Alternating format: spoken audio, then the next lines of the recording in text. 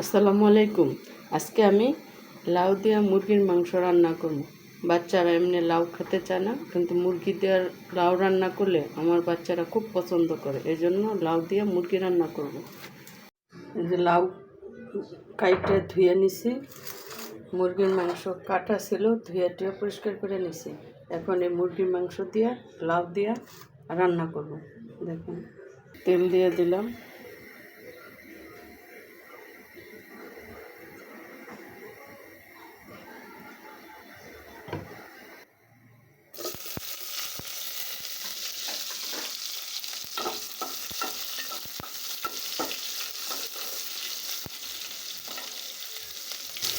প্রথমে 1 চামচ মরিচের গুঁড়া দিলাম,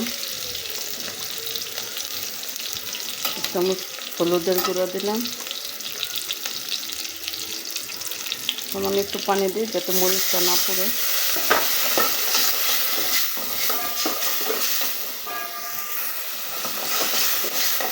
এখন এই যে আদা আর রসুন বাটা দিয়ে দিচ্ছি, 1 চামচ আদা রসুন বাটা দিয়ে দিলাম।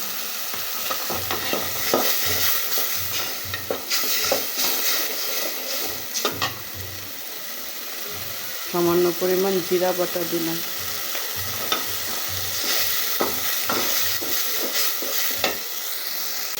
এখন একটু ধনিয়া,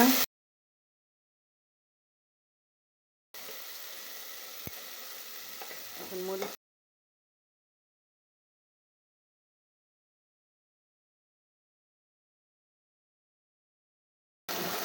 স্বাদ মতো যে লবণটা দিয়ে দিলাম।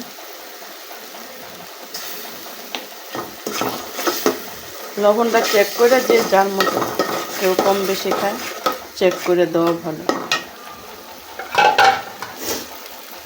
সাথে 2-3টা তেজপাতা দিলাম, 2 টুকরা দারচিনি এলাচ দিয়ে দিলাম। মশলাটা কষানো হয়ে গেছে, এখন এর সাথে দিব মুরগির মাংস ধুয়ে রাখছি, সেই মাংসটা দিয়ে কষায় নিব। মুরগির মাংসটা কষানো হয়ে গেছে, এখন আমি লাউ ধুয়ে রাখছিলাম, সেই লাউগুলো মুরগির ভিতরে দিয়ে দিলাম।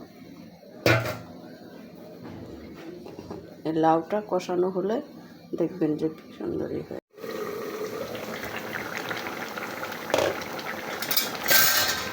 এখন লাউটা প্রায় সিদ্ধ হয়ে গেছে। লাউটা একদম কচি ছিল, মুরগির লাউ কচি মুরগি হলে, মানে কচি লাউটা হলে অনেক সুন্দর হয়। লাউটা এত সুন্দর সিদ্ধ হয়েছে, আপনি না দেখলে বুঝতে পারবেন না, অনেক সুন্দর হয়েছে লাউটা সিদ্ধ। মুরগির মাংস দিয়ে লাউ রান্না হয়ে গেছে।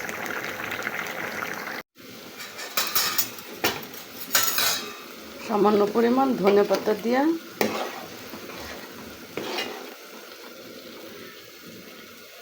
তরকারিটা দেখে, তরকারির রঙটা কি সুন্দর এসেছে।